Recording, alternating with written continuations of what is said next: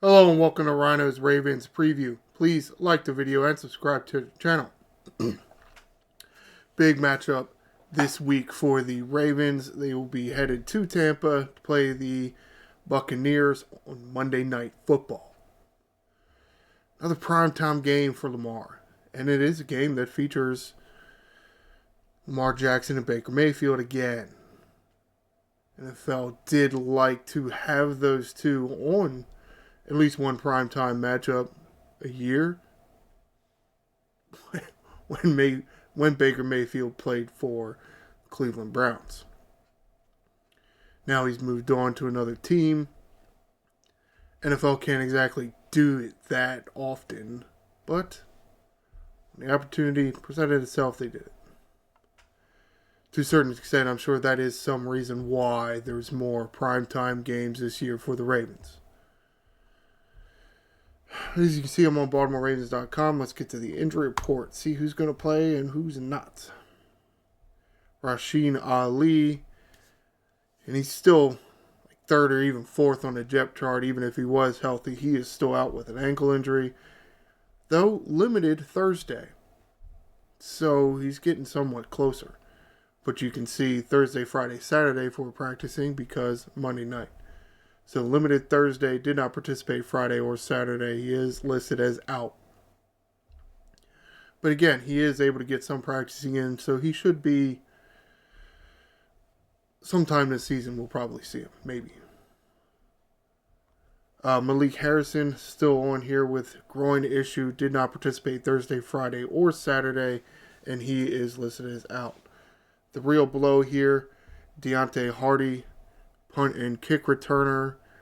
It's a knee issue. Did not participate Thursday, Friday. Nothing listed in Saturday. And has officially been ruled out. Disappointing that we're going to be without him again. Because as far as I'm concerned, anybody else, I have some issues with their decision making. When to make a fair catch. When to bring the ball out of the end zone. You do need somewhat of a experienced guy back there that understands when to fair catch the ball, actually catch the ball, when to take it out of the end zone, and when to not take it out of the end zone. If the ball is kicked into the end zone, you should never bring it out now because you get it at the 30-yard line. What's the point? You really think you're going to get 30 yards? Whatever. Arthur Millette still dealing with a knee and hamstring issue, though limited Thursday and Friday and a full participant Saturday. Okay. Now, as the best I could tell here, he actually still is on IR. Actually, look at the roster. So pretty sure at least the website anyway, and I haven't seen any news that said he has come off of. Yeah, see, he's still listed as on the injured reserve, but he is designated to return. It seems like as of right now, they're not ready to do that. I'm not even sure when the cutoff is. Would it be Sunday or would it even be Monday before the game? But he's listed as questionable. So it would look like they have some time to make that decision on whether to take him off or not. Because to a certain extent, you can only have 53 guys on the active roster. You activate him off the list, somebody's got to come off. Brent Urban on this list dealing with an illness. Did not participate Thursday, limited Friday, full participant Saturday. Nothing listed under his game status, so it would appear that he got a bug and it has come and gone already. It would appear so anyway. Roderick Washington. Excuse me. Disappointing to seeing him still on this list. Too many defensive linemen on here for my taste, but at the same time, the Ravens do kind of have a fairly decent depth of that. Dealing with a knee issue, limited Thursday, limited Friday, and Saturday as well. Officially listed as doubtful. Disappointing. All right, let's get to some news here.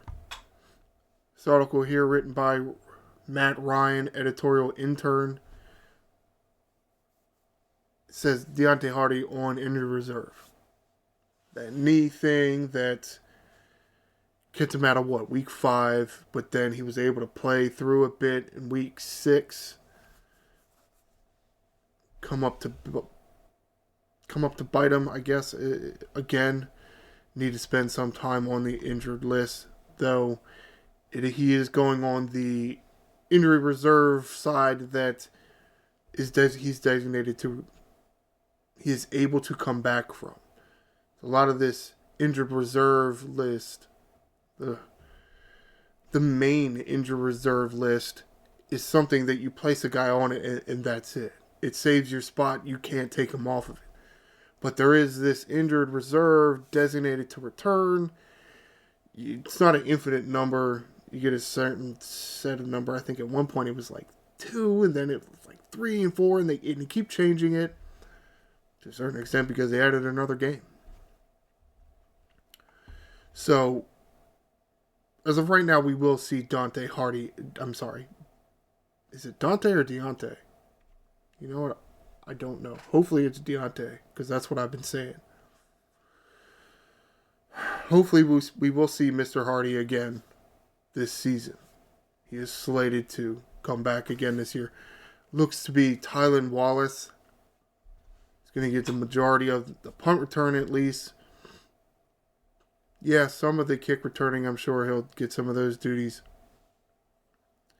He's the one I kind of had a problem with in the Bengals game.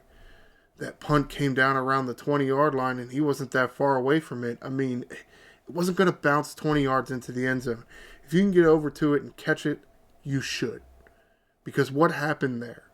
Well, it bounced, I guess it was about the 19-yard line, and then it rolled down to the 2-yard line. And what happened on the next play? Safety.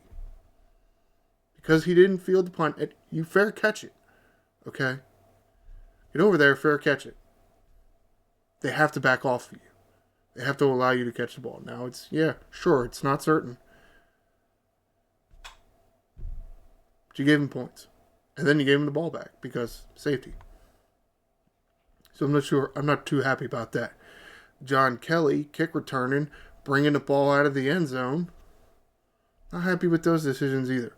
I feel like for the most part, Mr. Hardy made better decisions like that. I'm not really concerned about yards. I'm not really concerned about yards gained.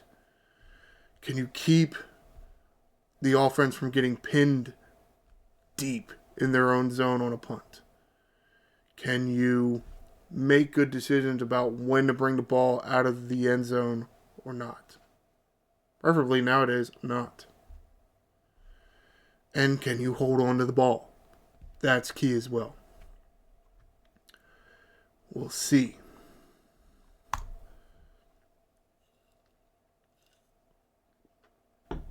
Article here written by Clifton Brown, BaltimoreRavens.com staff writer. Talking about Kadir Ismail. Yes, that Ismail.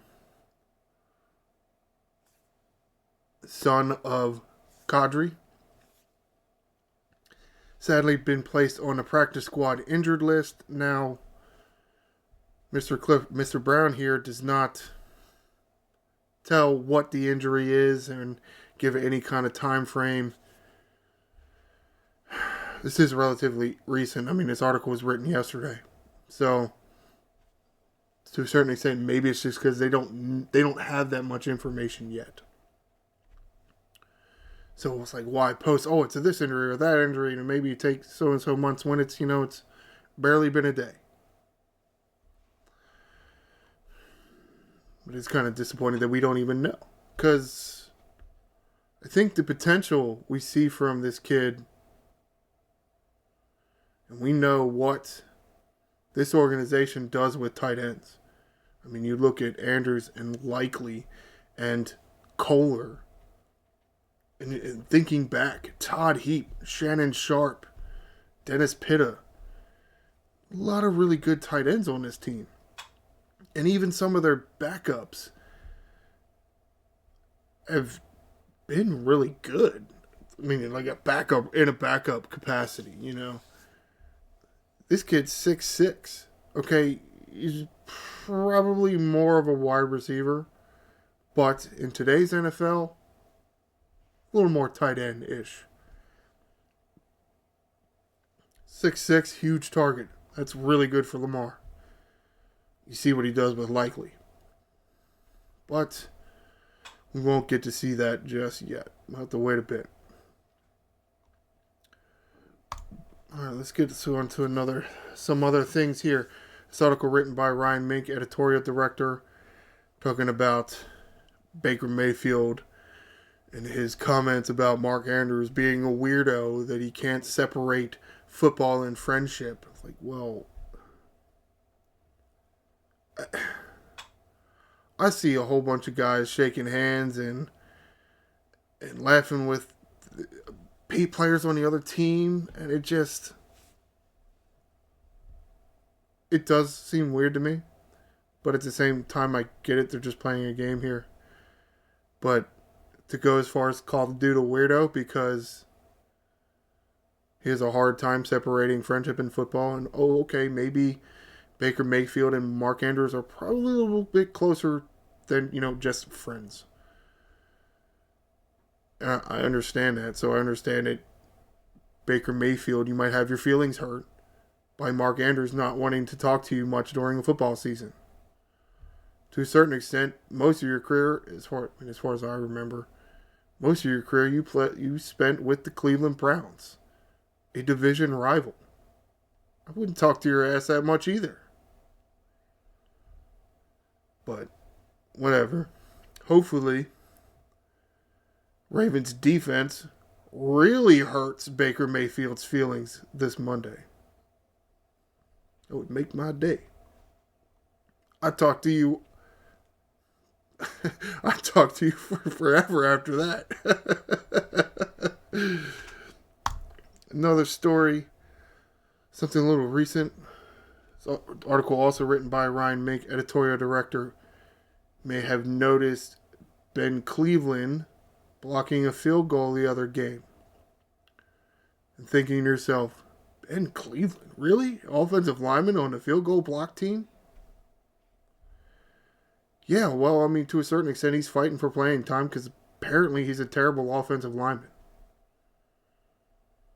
It's kind of odd that he's not out there more. I mean, they have had some injuries on the offensive line, and he still can't get out there. Disappointing as long as he's been with this organization. But apparently, I don't know how tall he is. Now I'm curious as to how tall he is. But he's huge.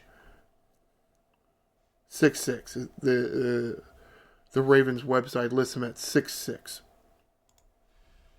Is that somebody that you want on a field goal block team?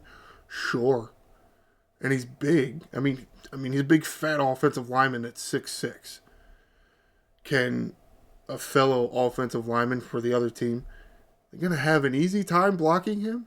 No, because he's huge. And he has experience blocking field goals. The story here talks about how he did it a lot in high school. According to Ben Cleveland, he thinks he got 10 or 15 blocked field goals in high school. Which, to a certain extent, why the hell didn't the Ravens do this sooner? And apparently, it was Ben Cleveland that went to the special teams coordinator. It was like, hey man, paraphrasing here, I'm fighting for playing time here. You got anything for me? I'm huge, man. Let me go out and try to block a field goal or something like that, right? There you go. And some of it was due to Broderick Washington getting on the injury list a bit and not being able to participate that much, especially on, like, say, a field goal block team. Spot opening. It happens sometimes. That's how, of course, I'm sure Broderick Washington is perfectly okay not being on the field goal block team anymore. But looks like we found a use for Ben Cleveland finally. Alright, get to this article here. It's written by Kyle Phoenix, title of writer. freelance writer, I don't know. Just defined as a writer. Talking about the trade deadline coming up November 5th. So that's, here's math here. 2 weeks, a little more than 2 weeks from now. What are the Ravens going to do? Are they going to make a move in right before the trade deadline? They have. I mean, they've had. Yannick Ngakoue was one they brought in a few years ago. Didn't really pan out. Marcus Peters was one that they brought in even before that. That panned out pretty well. The Ravens don't usually make a lot of huge moves during the trade deadline, but they have. And to a certain extent now, contracts being what they are and guys wanting out of situations, and you know what, teams probably wanting them out of situations because that means they can save themselves some money. They're more willing trade partners now. Yeah. Downside for the Ravens, they don't have too much cap room. They don't. So that's going to make things like that hard. Some potential trade targets for the Ravens. They're always listing a wide receiver. I don't know why. Well, I guess I know why. Wide receiver they're talking about here in this article is Hopkins. I want to say Nuke Hopkins because that's his nickname. What is DeAndre Hopkins. I mean, I know why they want the Ravens to target a wide receiver because they don't think the wide receivers for Ravens are very good. Ravens seem to pass to the tight ends a lot. And, I mean, they throw to the wide receivers a lot, too. It's not like they don't. Flowers caught nine balls the other week. I mean, they don't have a lot of depth at wide receiver, though. So it's Flowers and then it's Bateman, both having fairly good years. Nelson Aguilar is the third guy. He's kind of meh. With Deontay Hardy on injured reserve and Tylan Wallace having to take up more return duties. Does that lessen the depth chart at wide receiver? Yeah, it does. Could they use somebody? Sure. What's Hopkins' contract? Can it work with the Ravens? Can he be on a team that he may only get 4 targets a game? Some wide receivers can't do it. To a certain extent, maybe one that's a little on the old side, at least for football, not in like life. Could they, be a little less selfish to be on a team like this? Possibly. I still just, I come back to my same argument. Just, there's only one football. You got Flowers, you got Bateman, you got Andrews, you got Likely. Cole is looking real good. Yeah, you still have Aguilar. But then you got Derrick Henry. He needs to get some runs. You want him to run the ball 20 times because that's usually a really good thing. You probably are winning and he's running over people. You do want Justice Hill to get some carries just to save Derrick Henry from having to do all of the workload, and Lamar Jackson as well. And you know what? Especially Justice Hill, maybe not necessarily Derrick Henry, they don't do it that much. Throwing to them out of the backfield has worked very nicely for them. There's only one football. There's only one. It's not like you're out there throwing 2 footballs. That's not how it works. So, is there really room in the offense for another mouth to feed? A few other names that they bring up. Yeah, they bring up a defensive back, but not anybody that I really know of. Plus, I mean, when we get Millette back, and we got Stevens, Wiggins, Humphrey, Millette, that's your top 4. Yeah, okay, you can never have too many, but how much you got to pay them when you're tight on cap room? You need more than 4. And then you have Marcus Williams, Eddie Jackson, and Kyle Hamilton at safety.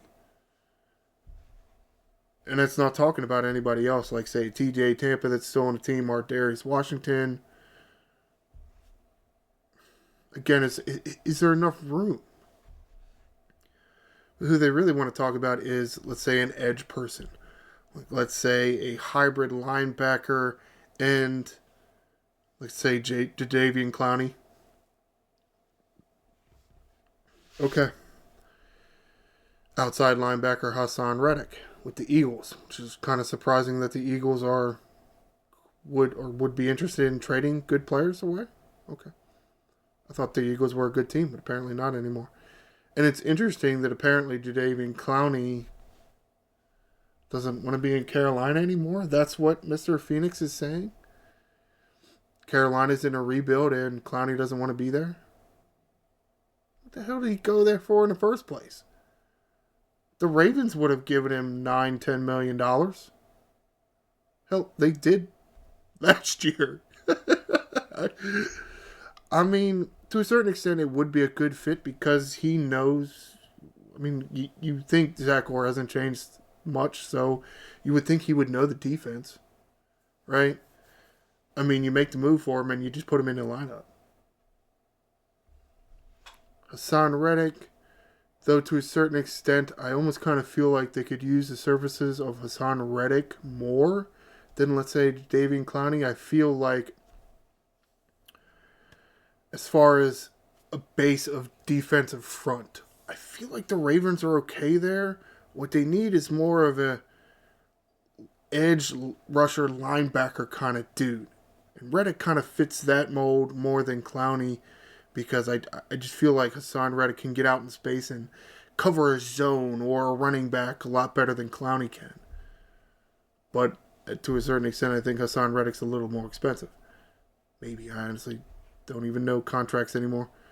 Only when they list them in articles like this. Actually, I think they did mention that.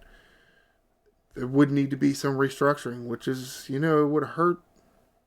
It would hurt the potential for doing the deal, but at the same time, does that bring down the player's value, and therefore the Ravens don't have to give up as much? Maybe. Could be. It's possible. We'll have to see. All right, let's get to some logistical stuff and let's get out of here. Baltimore Ravens at Tampa Bay Buccaneers this coming Monday night. Game scheduled for 8:15 from Raymond James Stadium in Tampa. Game is going to be on ESPN. And locally, 98 Rock and WBL will cover that on the radio side of it. That's going to do it for this edition of Ryno's Ravens Preview. Please stay tuned for, well, not Monday anymore because the Ravens are playing Monday night. Can't do a review show before the game. So stay tuned for Tuesday, and I will do my Ryno's Ravens review and a review of the game between the Baltimore Ravens and the Tampa Bay Buccaneers. Please like the video and subscribe to the channel. I am the Angry Ryno. Fly Ravens, fly.